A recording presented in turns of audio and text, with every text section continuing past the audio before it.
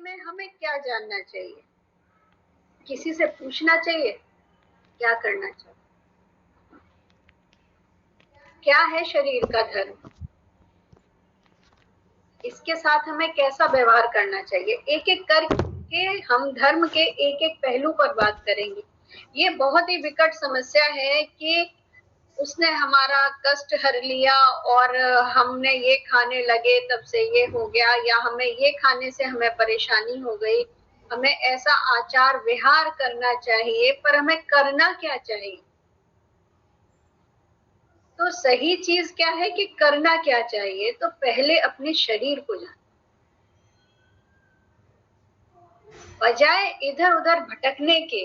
जितना भटकते हैं, इससे पूछते हैं, उससे पूछते हैं, यहाँ तक कि एक स्वस्थ शरीर भी नियम, ऐसे ऐसे नियम पालन करता है जिसकी उसकी रिक्वायरमेंट नहीं है, क्योंकि वो बहुत ज्यादा अच्छी चीज है तो वो उसे फॉलो कर रहा है, चाहे उसको उसकी जरूरत है या नहीं है। तो हमें क्या करना चाहिए? हमें पहले अपने शरीर विज्ञान को पढ़ना चाहिए, हमारे शरीर की जरूरतों को पढ़ना चाहिए। कोई भी आध्यात्म समझ के लेवल पर कहता है मैं देह नहीं हूं, और वो देह में से बाहर नहीं निकल जाता। उसको देह में रहकर ही काम करने होते हैं। जब तक उसके जीवन का जरूरत होता है तो उसे देह से ही कार्य करने होते हैं। हम कहाँ भटक रहे हैं? किस गलत फॉर्म में जा रहे हैं? आयुर्वेद में जा रहे हैं, किस में जा रहे हैं? लेकिन कैसे जा रहे हैं? पूछ पूछ करके, बिना जानकारी के। अपने शरीर की जानकारी खुद करो, थोड़ा सा पढ़ाई करो, शरीर के बारे में जानो, उसकी प्रवृत्ति के बारे में जानो, और जो आपको सूट करता है वो चीज खाओ। जरूरी है कि जो चीज सूट नहीं कर रही है, हमें ये नुकसान करती है, हम कैसे भी इसको खाएं। अगर शरीर ने किसी चीज को छोड़ा है तो कोई वजह है, कोई परेशानी है, उसको कोई कारण है कि वो उसे नहीं ले रहा है। पर नहीं, हमें आध्यात्म में जाकर के ये सीखना है कि जो चीज हम नहीं खा पा रहे अब हम खाना शुरू कर दें। ये हो रहा।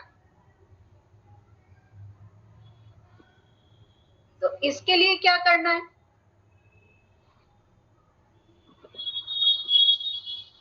क्या करना चाहिए हमें शरीर के बारे में? पहली चीज, जो पहला सुख है, इसमें भी बहुत बड़ी समस्या है। सुख अगर जुड़ गया तो दुख भी जुड़ेगा। पहली अवस्था पार करनी होगी, जानकारी इकट्ठी करनी होगी। अपने शरीर के बारे में जाने, क्या प्रवृत्ति है, क्या कैसा है, कितना टहलना, कितना खाना, कितना जरूरी। फिर अपने नियत और नित्य कर्मों को भी देखना जरूरी है। इनमें सामंजस्य बिठाना जरूरी है। ये कोई दूसरा नहीं, किसी से पूछकर नहीं। अपने शरीर की जरूरत, जब दर्द होता है तो अपने शरीर में होता है, किसी दूसरे के में नहीं होता। दूसरा नहीं बताता कि मेरे यहाँ दर्द हो रहा है, बताता कौन है? हम बताते हैं। अपने शरीर का विज्ञान थोड़ा पढ़ो, थोड़ा समझो, उसके हिसाब से अपना आहार विहार करो। इस टॉपिक की कुछ चीजें हम आगे चर्चा करेंगे कि कैसे हमें शरीर का ध्यान रखना है।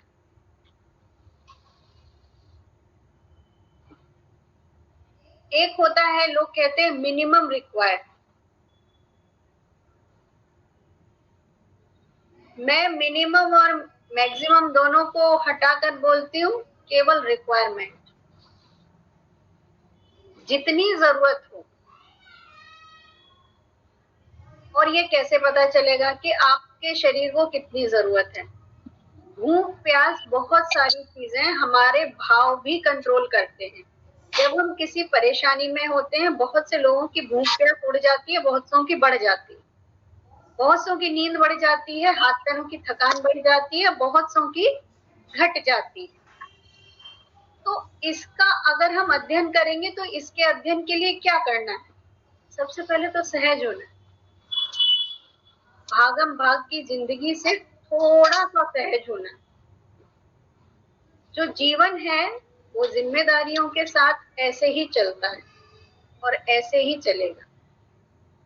अगर कोई भी आध्यात्म ये कहता है कि तुम अपना कर्म क्षेत्र छोड़ करके केवल आध्यात्म में चले जाओ और मुक्त हो जाओगे, मैं उसे सहमति नहीं।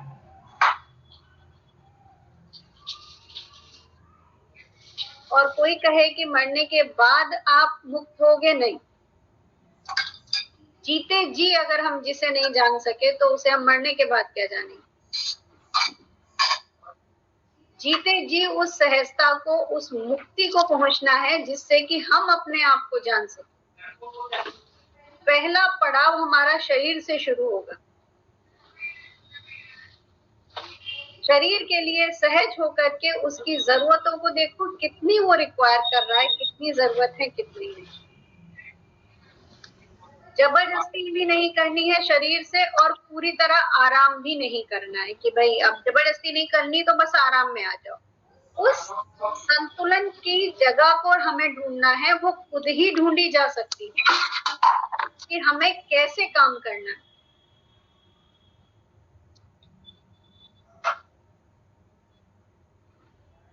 ये तो हम धर्म की चर्चा कर रहे हैं तो हम इसकी बात कर रहे हैं।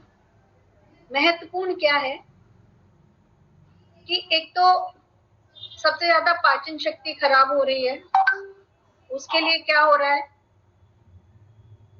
कि कल्चर बन गया है, आप 2-2 घंटे में कुछ खाएं, 4 घंटे में कुछ खाएं, ऐसे खाएं, वैसे खाएं। थोड़ा पढ़ो इसको, समझो कि कितनी देर में हमारा पूरा खाना पच पाता है। मिनिमम 6 से 8 घंटे में।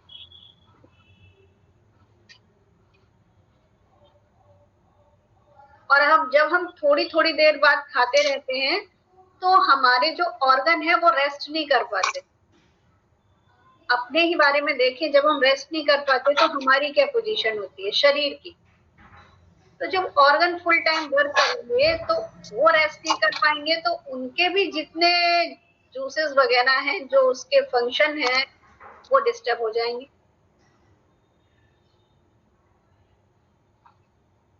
इसके लिए हमें सबसे पहले आध्यात्म इसमें कहाँ मदद करेगा? आध्यात्म इसमें मदद करेगा आपको सहज होने में, आपको समझाएगा कि कैसे सहज होना, जीवन से जुड़ करके सहज कैसे होना।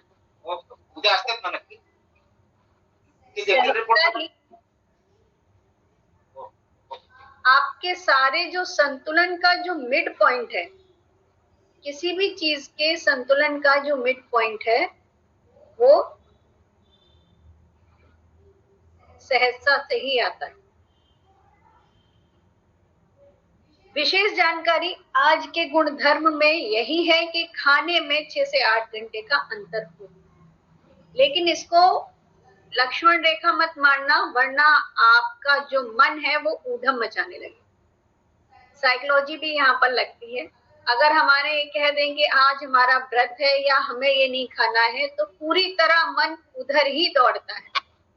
तो किसी भी बाउंड्री को लगाने से पहले सहजता में आए, वहां अध्यात्म लगता है, वहां समझ लगती है, वहां जागरूकता लगती है, वहां योग की प्रैक्टिस लगती है।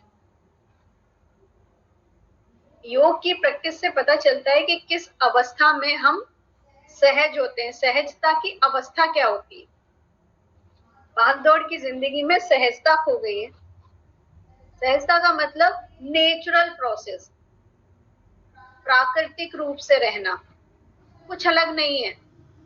अभी कहते हैं कि सुबह 3-3:30 बजे 3:30 बजे नींद खुलती है तो आपके लिए दैवीय चमत्कार है, ये है, वो है, और आपके ये समझो देवता आपके इंतजार में है और आप पर कृपा बरसेगी। ये कृपा तो नेचुरल बरसेगी जब आप नेचर के अलाइनमेंट में आ जाएंगे कि सूरज जब उग रहा है तब आपके अंदर का सूरज उग रहा है, तो आप अलाइन हो गए, इससे नेचर से अलाइन हो गए। एक क्लॉक हमारे अंदर भी चलती है, एक क्लॉक बाहर भी चलती है। तो जब हम नेचर के हिसाब से हमारा भी शरीर काम करने लगता है तो उसे अलाइनमेंट बोलते हैं, और उस अलाइनमेंट से बहुत कुछ होता है। आप कांटेक्ट में आते हैं जहां से आप इनर से और प्रकृति से हट गए होते हैं, वो शुरुआत हो जाती है उस अलाइनमेंट के साथ। डिस्टरबेंस के वजह से हम उससे बहुत ही विमुख हो गए हैं, और अलाइनमेंट के साथ उसकी फिर से जुड़ने की शुरुआत हो जाती है, उस रास्ते पर हम चल पड़ते हैं। दूसरा एक और चीज है कि कितना हम खाएं। बहुत से लोगों को इस पे कंट्रोल नहीं होता कि हम बहुत सोचते हैं पर हम नहीं कर पाते। तो एक प्रैक्टिस करें, अपना खाना जितना खाना है, जितना डिसाइड किया है, मन नहीं मानेगा। मन रुकेगा जब आप आध्यात्म में आगे निकलेंगे, उससे पहले मन नहीं रुकेगा, उससे पहले तो वो और ही चलेगा। उसके लिए आप जितना भी खाएं उसको अपनी प्लेट में रखें और 21 मिनट तक उसको खाएं, इतना आप कर सकते हैं। उसके बाद आपका पेट भर जाए। ये भी एक समस्या है जो परेशानी की आती है। बहुत से लोग टहलते हैं, टहलने की भी एक विशेष तकनीक है। उससे टहलने से आपकी साधना भी आध्यात्मिक साधना से भी वो रिलेट करता है। आप उसके बारे में हम चर्चा करेंगे नेक्स्ट उसमें, क्योंकि उसमें टाइम लगने वाला है समझने के लिए कि कैसे उसको करना है और कैसे चलना है। जो टहलते हैं उनके लिए वो भी अच्छी चीज है। जो टहलते नहीं है, नहीं जा पा रहे हैं, घर में प्राणायाम करें और रेगुलर करें तो और ये अच्छी बात है। अगर कोई एक समय पर्टिकुलर नहीं बन पा रहा है तो जो टाइम मिले, सुबह, दोपहर, शाम, कभी भी, जब भी टाइम मिले तो प्राणायाम करें। इससे आप धीरे धीरे प्रकृति के अलाइनमेंट में आ जाएंगे। उसके बाद ही अगली कोई यात्रा, कोई चीज शुरू होने वाली है। अलाइन होना बहुत जरूरी है। अब टॉपिक क्या था हमारा? टॉपिक जो था वो ये था, काफी संवेदनशील, कि क्या हिंदू, मुस्लिम, सिख, ईसाई या जितने भी धर्म हैं, ये धर्म है? धर्म है जैसे कि किसी भी चीज के गुण धर्म होते हैं, किसी भी वस्तु के जिस तरह की उसको पहचाना जा सकता है वो गुण हो गए, और जिस तरह वो रिएक्ट करेगा, जिस तरह वो वर्क करने का उसका प्रोसेस होता है, वो धर्म होता है। तो गुण धर्म किसके होते हैं? तो ये जो गुण धर्म है, ये वो टेक्निक है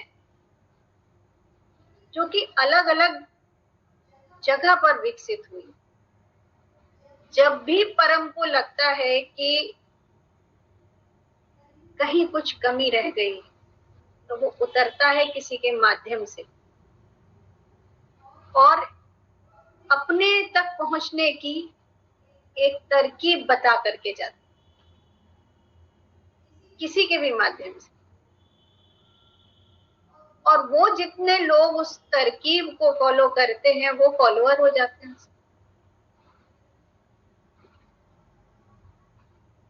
टेक्निक बदलने से गोल नहीं बदल जाते, मंजिल नहीं बदल जाती, मंजिल वही होती। हर धर्म में व्यक्ति परम तक पहुंचा है, तो वो टेक्निक है। आप ऐसे भी जा सकते हैं, आप ऐसे भी जा सकते हैं। और उस धर्म विशेष के जो भी कर्म कांड है, वो उसके वहां के प्राकृतिक जो अवस्था है उसके हिसाब से उसके कर्म कांड, त्योहार और उसकी सारी मान्यताएं।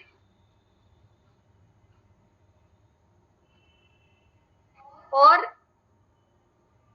कोई भी वो तकनीक जो मानव जाति पर नहीं लागू होती पूर्णतया, वो रास्ता नहीं जाता। जो सार्वभौमिक या सार्वजनिक रूप से सभी मानव जाति पर लागू नहीं होती, जो टेक्निक, वो नहीं जाती, ये उसकी पहचान है।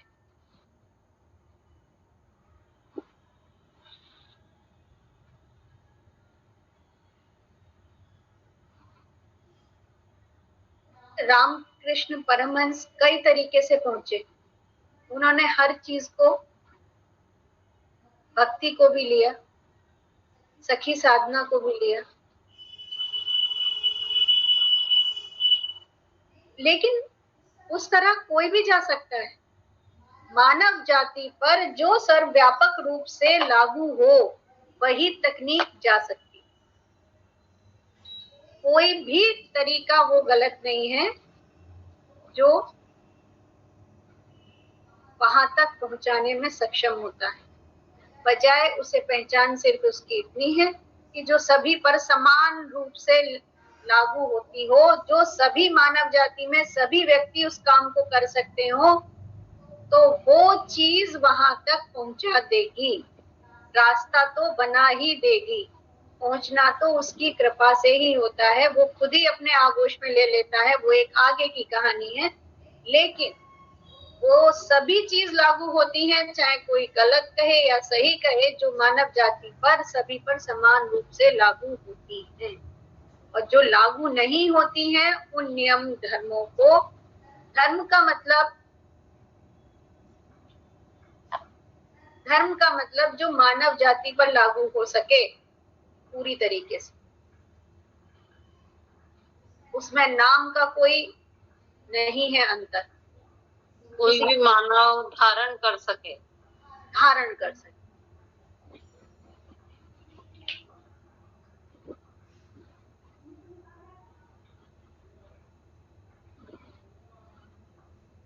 जैसे कि जो दूसरे धर्म के हैं, जैसे कि हिंदू हैं, तो उन्हें ओम से कनेक्ट है। वो क्यों उन्होंने शुरू से ओम से कनेक्ट है।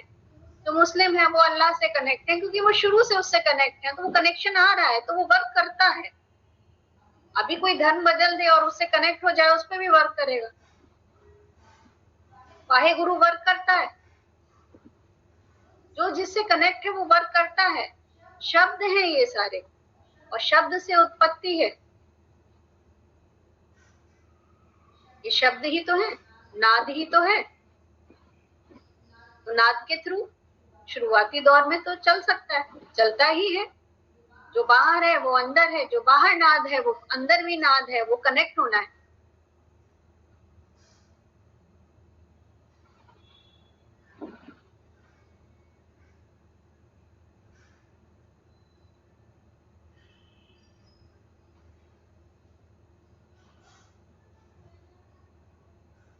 तो हमने इस बार अपने शरीर से संबंधित धर्म की बात की। इसके लिए जरूरी है थोड़ी शरीर विज्ञान की जानकारी, वो आप जरूर करें, क्योंकि जो आप साधना भी करेंगे तो भी वहां वो काम आने वाला, साधना में भी काम आने। अगर कोई ज्ञान, विज्ञान जो है वो ज्ञान का ही छोटा रूप है। विज्ञान से ज्ञान का थोड़ा रास्ता बनता है, पर उससे उसे पकड़ा नहीं जा सकता, पर समझने की शुरुआत की जा सकती है, समझ विकसित की जा सकती है, क्योंकि वो निकला भी वहीं से है। पर वो उतना है जिसे हम देख सुन सकते हैं। आध्यात्म वो है जिसके बारे में कुछ नहीं कहा जा सकता, जिसे जो जाने, बोले कि जिसने गुड़ खाया है वही उस मिठास को समझ सकता है, वो आध्यात्म है। उसके बारे में कोई कहे कि ऐसा ऐसा ऐसा, वो अज्ञेय ही नहीं, अज्ञात भी है, जिसे जाना नहीं जा सकता। पर उसकी कृपा होती है तो लोग उसे महसूस कर पाते। क्यों महसूस कर पाते हैं? क्योंकि हम में उसी का अंश है। उस अंश को ही बढ़ा करके रास्ता बनाना है, कोई बहुत बड़ी घटना नहीं करनी, कोई अजूबा नहीं होना है, कोई चमत्कार नहीं होना है, क्योंकि अगर चमत्कार घटित वहां हो सकता है तो कहीं भी हो सकता है, क्योंकि उसी का अंश विराजमान है यहाँ। बस उसकी चैतन्यता को बढ़ाना है, जो कि अभी थोड़ा जैसे कहते हैं ना कि थोड़ा कम वाट का बल्ब है तो उस बल्ब की वाट बढ़ा देंगे, तो वो कैसे बढ़ानी है, तो उसकी प्रैक्टिस लगती है। क्योंकि आपको अगर दूर तक देखना है तो लेंस लगते हैं ना, माइक्रोस्कोप स्कोप लगता है। अगर छोटी चीज को देखना है, दूर तक देखना है तो भी लगता है, तो वो बनाना पड़ता है कुछ, वहां पर साधना और योग लगता है।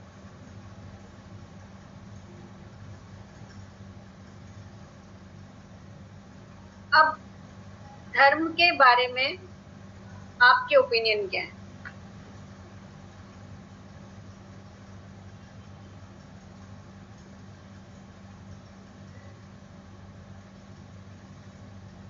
किसे धर्म कहोगे?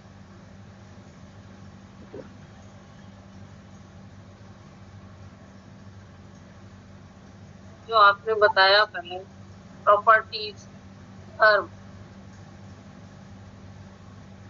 उसका जो नेचुरल उसकी प्रवृत्ति, जो उसकी नेचुरल प्रवृत्ति, जैसे पानी कन्वर्ट हो जाता है इतनी हीट पर और इतनी हीट पर, ऐसे ऐसे हो जाएगा, उसका धर्म है। हाँ, वो नेचुरल। अगर वो नहीं हो रहा है, अगर वो चेंज नहीं हो रहा है, तो फिर पानी को टेस्ट करो, उसमें कुछ मिला हुआ होगा, उसमें परेशानी होगी, तो उसको क्लीन करना होगा कि कहीं ना कहीं उसमें किसी दूसरी चीज की ज्यादा अधिकता है, जिसकी वजह से उसमें प्रॉब्लम आ रही है। हाँ, वो नेचुरल फ्लो नहीं कर रहा है जो करना चाहिए। हाँ, जो करना चाहिए वो अगर, तो मानव धर्म भी जो उसको करना चाहिए, जिसके लिए उसे मानव जन्म मिला। हाँ, ये कि मानव धर्म क्या है और मानव जन्म क्यों मिला है, ये किस लिए बहुत मिला है, किस लिए मिला है, बताइए। तो वो मानव अपना जो मतलब इवोल्यूशन से परमात्मा तक पहुंचे, इसीलिए मिला है। तो परमात्मा तक पहुंचना उसका धर्म है, मानव धर्म है।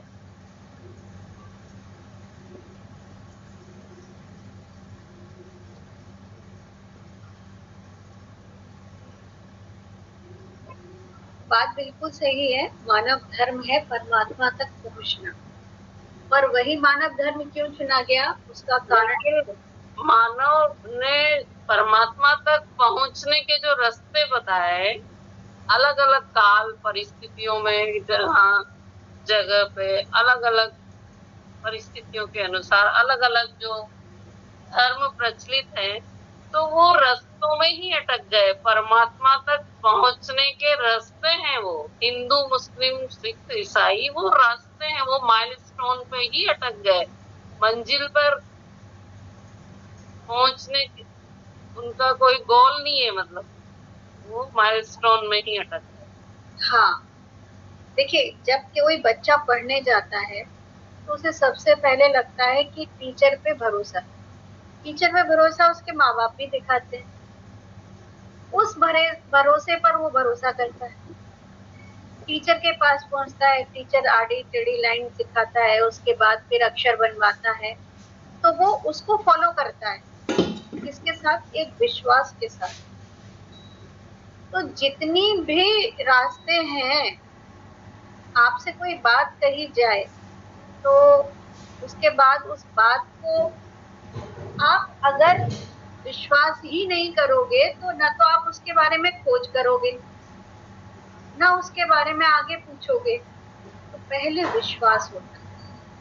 तो जितने भी सिंबॉलिक चीजें बताई गई हैं, उस विश्वास और श्रद्धा को जन्म देने के लिए, एक्सेप्टेंस पहले, फिर उसको एक्सपीरियंस लेवल। क्लास भी तो थोड़ी चेंज होती है, सब्जेक्ट भी चेंज होता है। ऐसा थोड़ा है कि एक ही क्लास और सब्जेक्ट सेम बने रहेंगे, सब्जेक्ट भी चेंज होते हैं। आप एक लेवल पर पहुंच जाते हो तो आपको, जैसे कि आप फैमिली में ही हो तो आपको अलग अलग काम मिलते हैं ना। काम तो एक व्यक्ति सभी तरह के कर सकता है ना, लेकिन उसमें भी डिवाइड हो जाता है काम भी। तो ये सारी चीजें जो हमारी लाइफ से जुड़ी हुई है वही अध्यात्म से जुड़ी हुई है। अगर कोई कहता है कि अध्यात्म और जीवन अलग अलग है और जीवन छोड़ दो अध्यात्म के लिए, तो फिर ये बात किसकी हो रही है? हम ढूंढ किसे रहे हैं? हम खुद को ढूंढ रहे हैं और खुद को ही छोड़ रहे हैं। तो हमें कुछ छोड़ना और पकड़ना है ही नहीं, हमें कुछ छोड़ना और पकड़ना नहीं है। हमें तो बस ये समझना है कि ये जो पूरा जीवन हम जी रहे हैं ये क्या है और मैं क्या हूँ।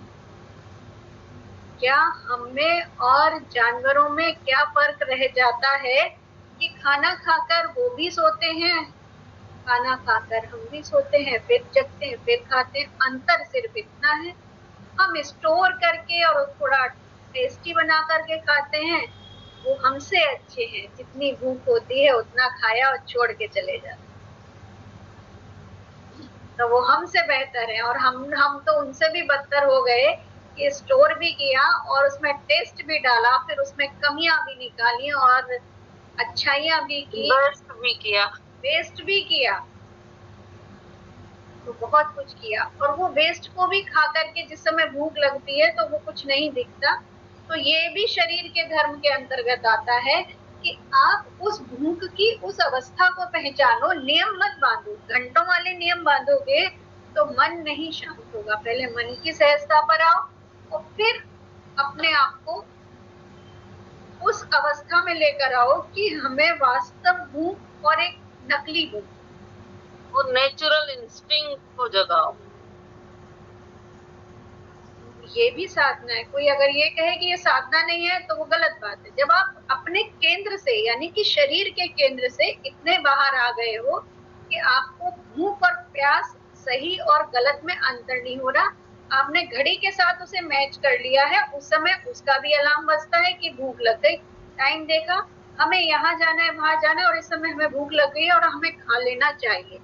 और चूंकि जो संचय की प्रवृत्ति है हमारी, घर से बाहर निकले तो लगता है पहले खा लो, वहां पर पता नहीं क्या कम मिले नहीं मिले, कितने घंटे लग जाए।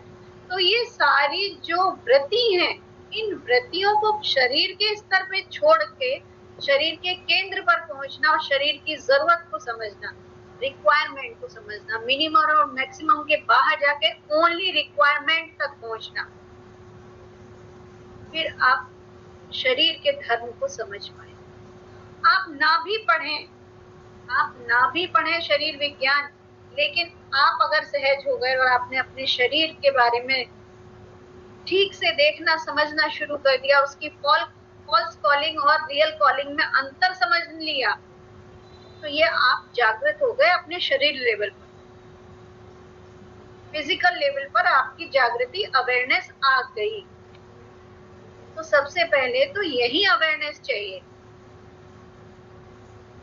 वर्क कहाँ से करना है? आप ऊपर जाकर के जुड़ गए, आपने बहुत हायर करंट छू लिया, लेकिन वो ट्रांसफॉर्म ही नहीं हो रहा आपकी बॉडी के साथ, मैच ही नहीं कर रहा। बहुत से लोगों के साथ ये होता है कि साधना ही की और प्रॉब्लम क्रिएट हो गई। कोई प्रॉब्लम क्रिएट नहीं होती है। आपकी वृत्तियां बाहर आवरण निकले नहीं है, वृत्तियां आपकी क्रॉस हुई नहीं है, वो परम एनर्जी ब्लॉकेज में नहीं रुकती, उसको रिलीज होना ही होता है। ऊर्जा कभी रुकती नहीं है और उसको चैनल चाहिए, पूरी क्लैरिटी। हाँ, क्लीन चैनल चाहिए, ज्ञान के लेवल पर भी, श्रद्धा के लेवल पर भी, समर्पण के पे भी और मन के नियंत्रण पर भी। तो क्लींजिंग, मन का नियंत्रण नहीं कह सकते, मन पर भी। मन ही वो रास्ता है जो हमें बाहर लाता है केंद्र से, और मन ही केंद्र तक जाता है। तो मन को किस तरह उधर मोड़ना है, ये आध्यात्म। वो टेक्निक आध्यात्म में बताई जाती है कि आप मन को उसके सोर्स की तरफ कैसे टर्न करें, जो अभी पूरी तरह बाहर है।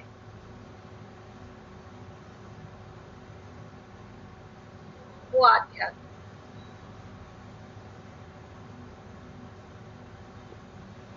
एक चीज और मैं बताने वाली थी, अभी याद आया था फिर वो निकल गया।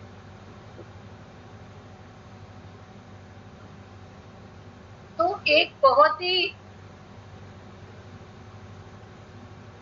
अगर किसी ने धार्मिक बुक पकड़ ली, वो धार्मिक हो गया। मंदिर में बैठा है, वो धार्मिक हो गया। तो जो जरूरत के लिए मंदिर में बैठे बाहर भीख मांगते हैं, तो वो धार्मिक हो गए। हम जब पूरी तरीके से अपना जीवन जी रहे हैं, अपने शरीर को चला रहे हैं, अपने जीवन का निर्वाह कर रहे हैं, और प्राकृतिक रूप से कर रहे हैं, बिना प्रकृति को डिस्टर्ब किए सही तरीके से कर रहे हैं, तो हम धार्मिक हैं।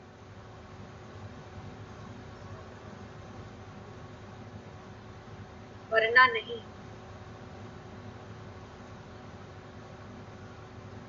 धर्म का मतलब जो कार्य जिसे सौंपा गया है, अग्नि को जो कार्य सौंपा गया है वो काम करे, वायु को जो काम सौंपा गया है वो काम करे, जल का जो काम है वो अपना काम करे। क्या ये किसी जगह पर ऐसा करते हैं कि नहीं, ये मुझे पसंद नहीं है, मैं यहाँ पर नहीं जाऊं?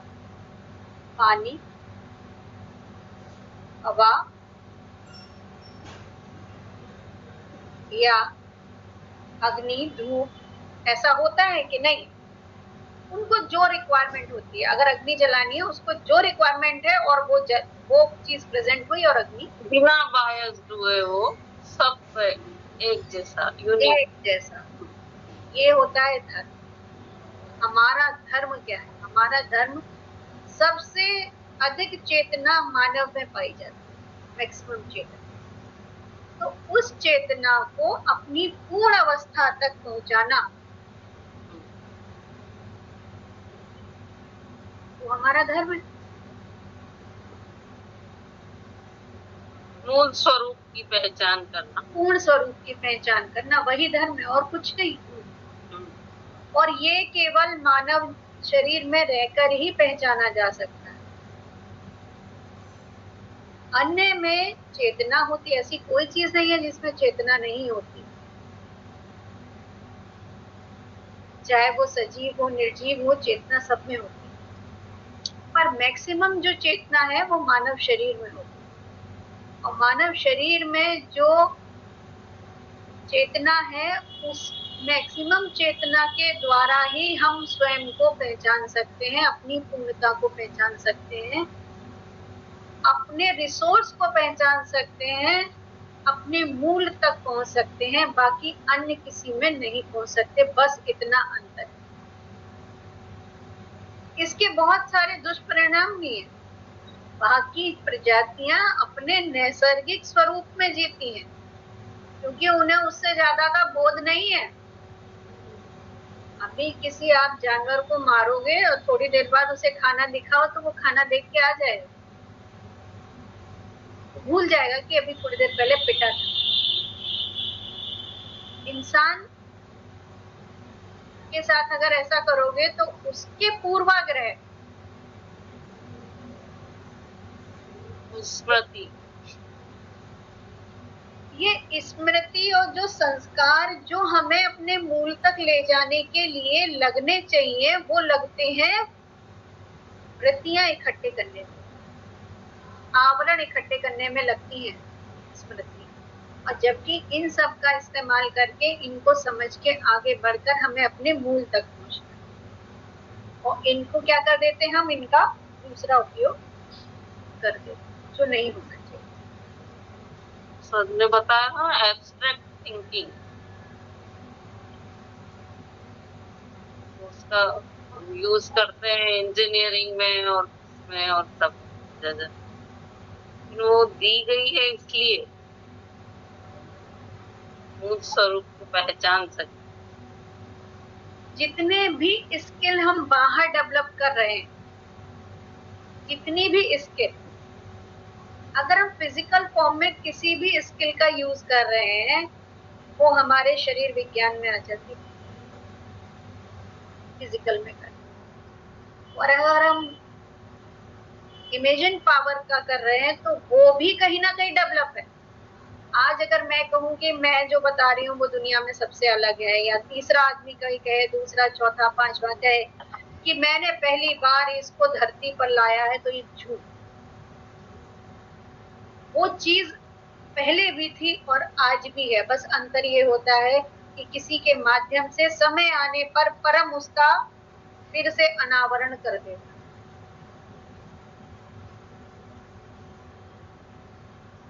जो कि कहते हैं कि जब जब धर्म की हानि होगी, धर्म की हानि का मतलब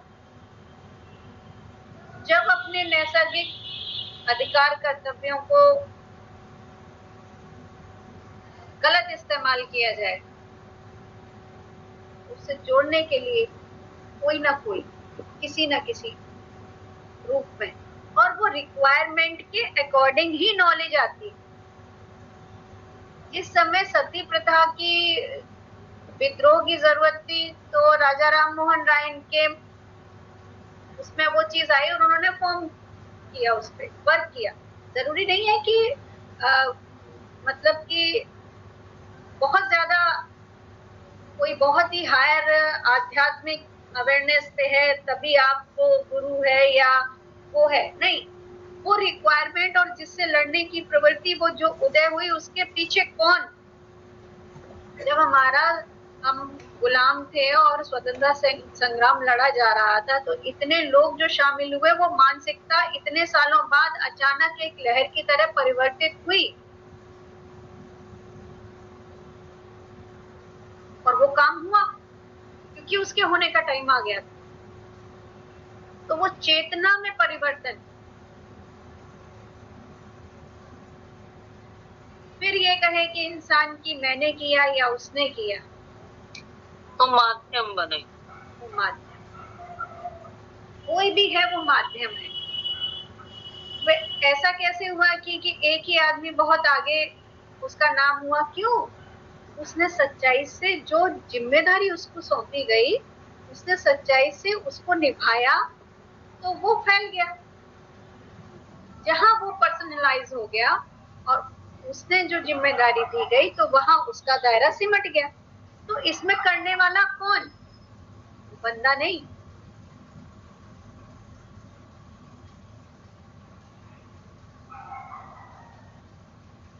परमात्मा ही सब करवा।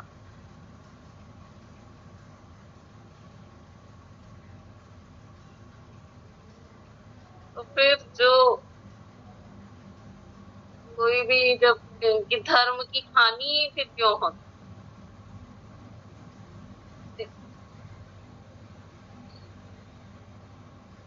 जो पहले क्या था, हम कानों में ईयर प्लग लगाते हैं ना, तो पहले जब साधना करते थे तो ये ऐसे ही बंदा, क्योंकि उसके पास ऐसा कुछ नहीं था। फिर एक नई चीजें निकल के आई, तो एक कपड़े की पोटली बना करके उसमें कुछ सामान था, दो चार चीजें थी, थोड़ी वो सिल्की सिल्की होती थी और वो इजीली कान में चली जाती, तो वो हुआ। फिर और आगे जर्नी बढ़ी, तो फिर और चीजें आने लगी, कॉटन। फिर अपना जो आने लगा वो तो इजीली इन किया और अपना काम हो गया, कितना इजी हो गया। तो जब चीजें बदलती हैं, और अभी अभी जब नॉइज पॉल्यूशन इतना है तो इसकी इतनी जरूरत है। बाकी आप जंगल में आप जाके करेंगे तो आप खुद को ऑटोमेटिक सुन रहे हैं बिना कानों में कुछ डाले। तो ये जो परिवर्तन हुआ, तो इस परिवर्तन में जो चीजों की जो फॉर्म चेंज हुई, फॉर्म किसकी चेंज हुई? चीजों की फॉर्म चेंज हुई। और वो जब उसकी फॉर्म चेंज हुई तो उसके रिएक्शन भी अलग अलग होते हैं।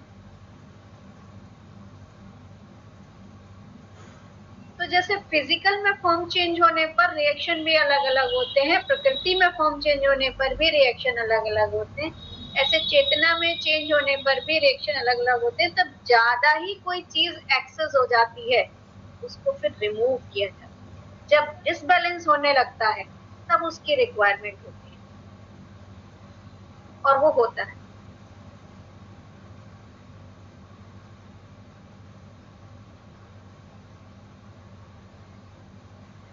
तो इसलिए अगर कोई ये कहे कि आध्यात्म और जीवन अलग है समझने के लिए, तो ये चीज गलत है। और जो चीज पूरी तरीके से मानव जाति के लिए धर्म बनाए और मानव जाति पर पूरी तरीके से लागू नहीं होती तो वो धर्म नहीं।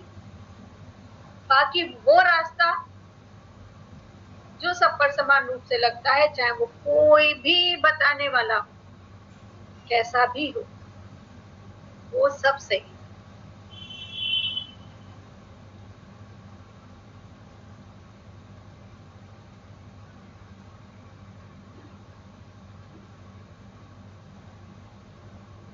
इससे संबंधित कोई सवाल?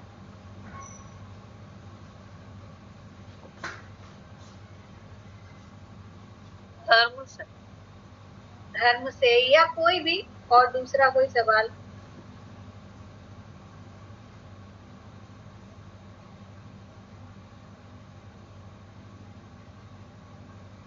धर्म जो कर्तव्य है वो किस तरह? कर्तव्य भी तो धर्म। बिल्कुल, कर्तव्य ही धर्म है। स्त्री का धर्म, माता का धर्म, पिता का धर्म। हाँ, यही था या कुछ और था जो बोला? अब ये तो हमने शरीर के धर्म की बात की।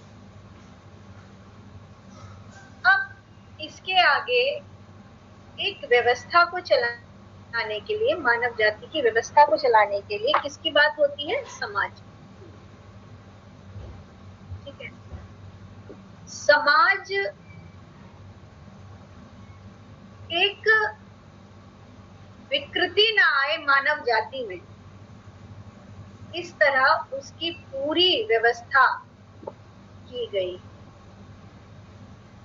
कि किस तरह परिवार, किस तरह उत्तरदायित्व और किस तरह सारी चीजें चलनी चाहिए। अब ये भवसागर माना जाता है क्योंकि ये है और नहीं भी है। समस्या क्या आती है कि इस चीज को बहुत अच्छे से डिस्क्राइब किया गया है, कर्तव्य और ये सारी चीजें क्या होनी चाहिए, और वक्त के हिसाब से इसमें भी परिवर्तन आता है। अगर वक्त के हिसाब से परिवर्तन को नहीं एडजस्ट किया जाता तो वो गलत है, तो फिर विद्रोह होता है। यहाँ पर भी रिक्वायरमेंट लगती है,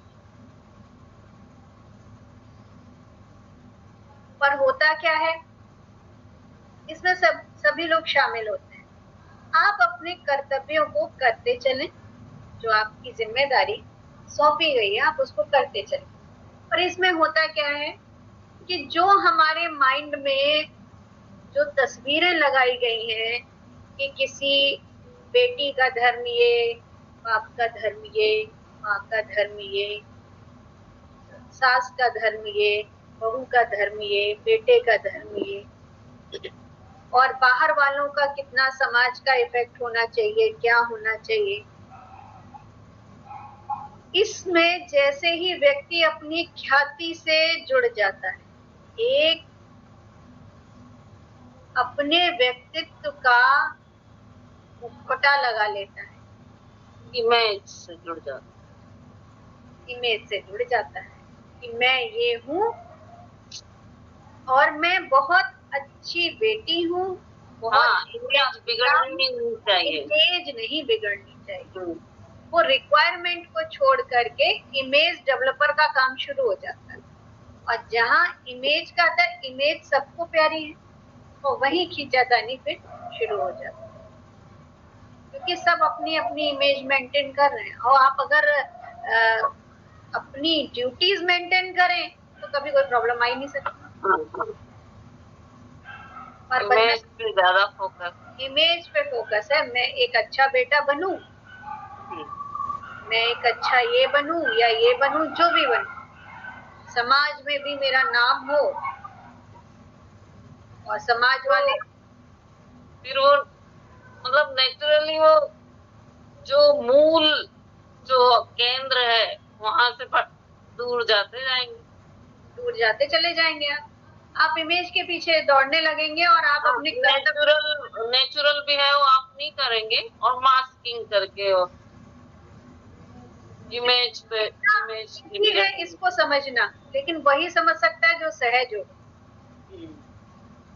जब तक आप इमेज की दौड़ में हैं तो आप ड्यूटीज को भी नहीं समझोगे। आपके अंदर ड्यूटी को करने से ज्यादा ये ध्यान में रहेगा कि किस तरह मैं अपनी इमेज मेंटेन करूं और दूसरे की खराब करूं।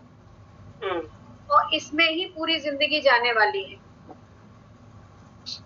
अगर आप केवल अपने केंद्र, अपनी ड्यूटीज से जुड़े हुए हैं तो आपको परेशानी क्या आएगी?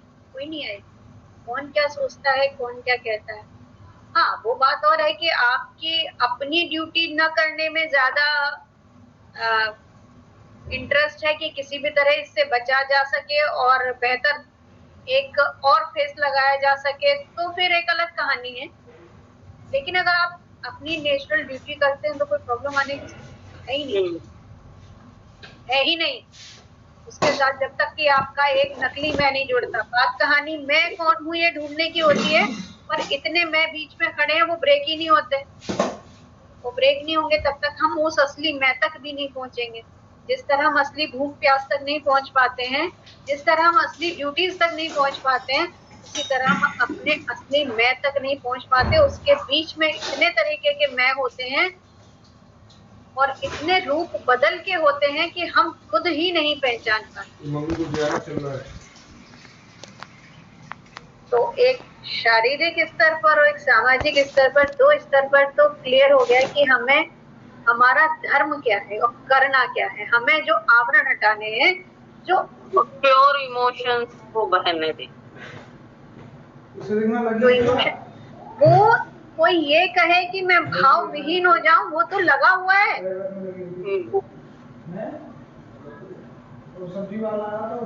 वो भी अननेचुरल है, वो भी अननेचुरल। कितने लोग कहते हैं कि प्रेम ही मूल है, हमारा स्वरूप ही प्रेम है, पर हमने उसके बीच में कितने सारे भाव इकट्ठे कर लिए। 9 रस और इतने रस और ये ना वो ना, जाने कितनी कहानियां घट गई। वो क्या है? रिएक्शन से, एक्शन और रिएक्शन। वहां भी मूल में एक ही है, कुछ दूसरी चीज है ही नहीं। और जब तक इंसान दो चीज समझता है तब तक वो द्वैत में है, मूल तक पहुंचता ही नहीं है।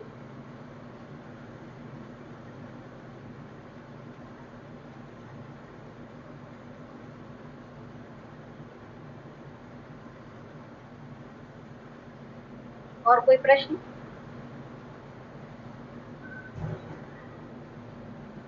धर्म क्लियर हुआ? हाँ, कोई फर्क नहीं पड़ता हम किस धर्म को फॉलो करते हैं। कोई फर्क नहीं पड़ता कि हम कितने जन्म लेते हैं। कोई फर्क नहीं पड़ता हमने कौन सा रास्ता अपनाया है। फर्क तब पड़ता है कि हम केंद्र से दूरी बनाते दूर निकल जाते हैं और खुद ही खो जाते हैं। अपनी पहचान खत्म हो जाती है और हम जगह जगह ढूंढते फिरते हैं कि हम कौन हैं, कहाँ से आए हैं, कहाँ को जाएंगे। पूछते फिरते हैं हमारा कर्तव्य क्या है। कौन सा बंदा आज तक दुनिया में रहा और चला गया जिसके बिना दुनिया मिट गई? कौन आदमी कोई विशेष घटना के लिए पैदा हुआ है? ऐसा कुछ नहीं है, सब उसी के इंस्ट्रूमेंट हैं। तुम्हारी काबिलियत के हिसाब से वो तुम्हें जिम्मेदारी देता है। कोई कहे कि मैं इसलिए मैं ये बनूंगा, इसके लिए पैदा हुआ, मैं बहुत बड़ा एड हॉक बेसिस पे भी देता है, कोई प्लान नहीं है। आपकी अभी कुछ क्षमता विकसित हो रही है, आप कर रहे हो, तो वो आपको देगा आगे ड्यूटी।